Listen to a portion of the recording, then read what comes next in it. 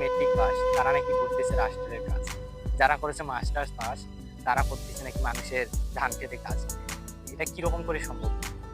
আজকে একটা কথা বলি সকলের উদ্যোগে, যেমন কথাটা হলো, যারা পড়াশোনা করেছে তাদের কি কোনো মূল্য নাই? তারা কি মূল্যহীন? তাদের কি কোনো সার্টিফিকেটেরই যোগ্য না?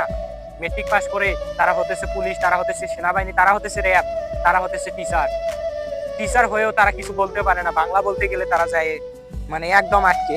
তারা হয়েছে নাকি হেডমাস্টার, তারা হয়েছে নাকি প্রফেসর, তারাই নাকি সব। তাহলে মাস্টার্স পাস করেও যারা মানুষের বাসায় কাজ করতেছে তারা কি করে খাবে ভাই? এটা আপনাদের কাছে একটু আমি এটার বিষয়ে একটা বিচার চাই। মেট্রিক পাস তারা নাকি করতেছে রাষ্ট্রের কাজ, যারা করেছে মাস্টার্স পাস তারা করতেছে নাকি মানুষের ধান খেতে কাজ। এটা কিরকম করে সম্ভব?